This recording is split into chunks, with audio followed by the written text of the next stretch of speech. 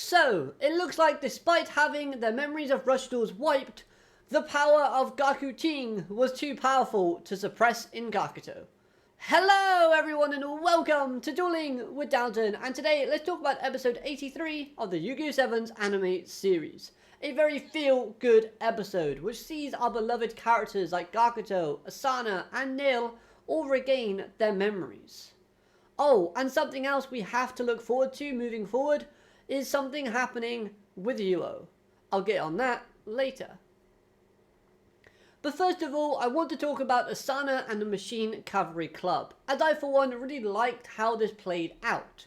The fact that Garlean managed to recreate Wyvern, Excavator, the Heavenly Cavalry Draco, thanks to the ID cards of Chevelle, Dovrap and Calipilio, I thought was excellent, as this showcased how much they wanted to get Asana back, going as far as presumably never being able to duel again, thanks of course to giving up their ID cards, in hopes of creating the maximum once more, thus getting through to the Great One.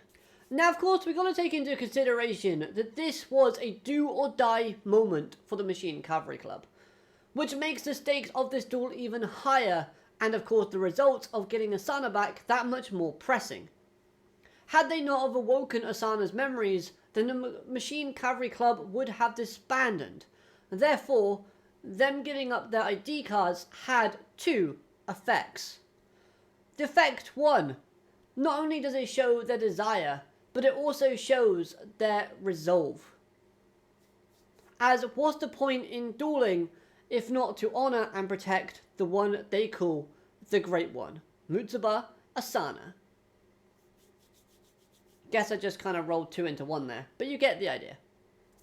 Now of course this segment with the Machine Cavalry Club did raise a few questions. Firstly, why didn't Chevelle offer his ID card in episode 65? Because we see in this episode he clearly has one. And the second question, which I think is more important to be answered, is how on earth does maximum creation actually happen? Like, how does it work? How does the ID cards used know what type of maximum to transform into?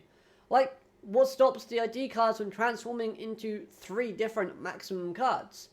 Is it the feeling and the desire / imagination of the duelist that kind of creates these cards out of the ID cards and of course thin air?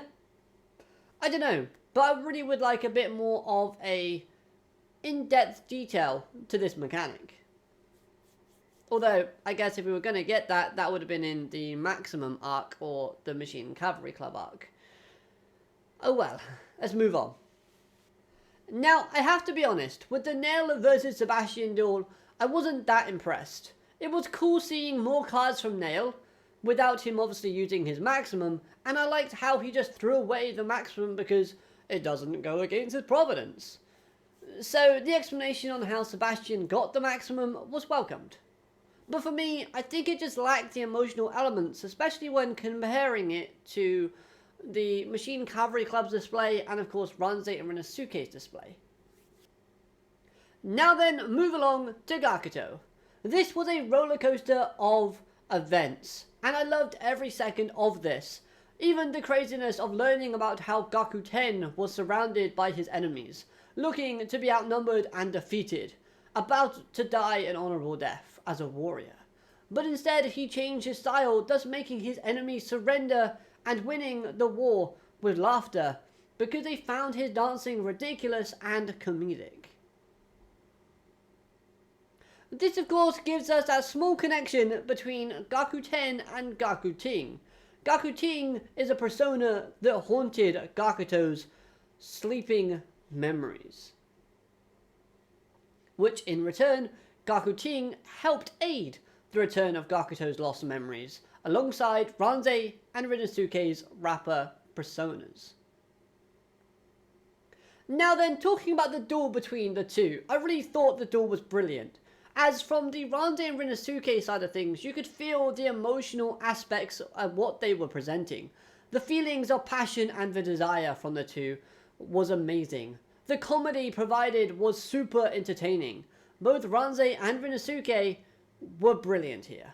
I love the fact how they're willing to do anything and everything to bring Gakuto back to the way he once was. Even putting on some silly, goofy gimmicks, which could possibly make them feel a little bit of ashamed and lose some of their pride, as they didn't think too fondly of Gakuto's Gaku-Ting persona when it first appeared. But I think the fact that they did that just speaks volumes as to how much they care about Gakuto and how much they wanted him back. So this, I thought, was excellent.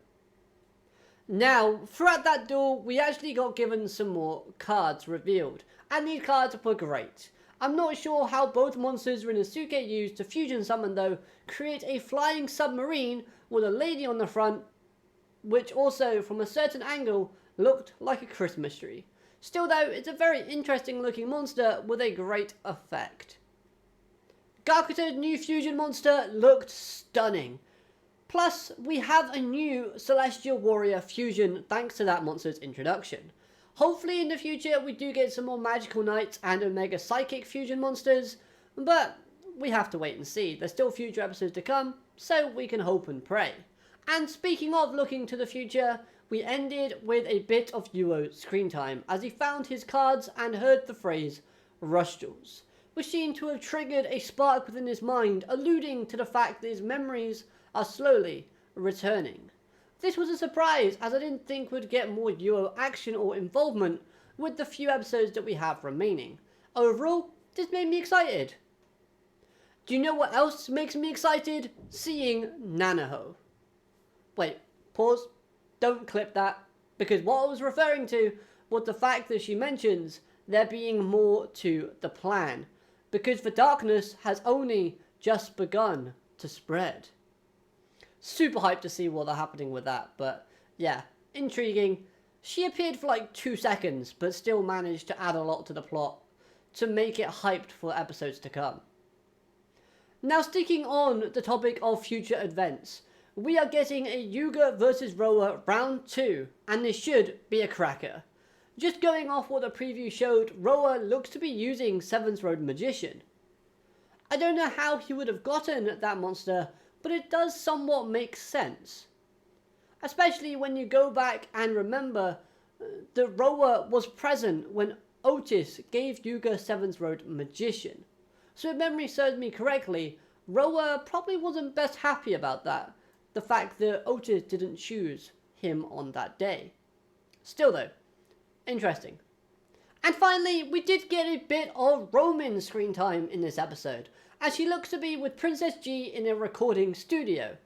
But next week, she's still going to be present within the episode, which I kind of like, as we see her guitar strings snap. Could that trigger Berserk mode for Roman, or could it just be a way for her to lead her back to Yuga in hopes of getting it fixed? It would be nice to see Princess G doing something a bit more useful though, so hopefully we see her kind of help Roman out a little bit more moving forward, but it was nice to see her at least in the studio with Roman there. Nice little cameo. Overall, I really loved this episode. It hit all the marks for me personally. It was entertaining, funny, emotional, and it built up hype for the next episode. So on that front, I can't complain. With Galleon, Rinosuke, and Sebastian losing their duels but winning because their friends are back to normal and have their memories intact, it was alright, not gonna lie, pretty good. Yuga's phase after seeing his friends return though, now that was a highlight.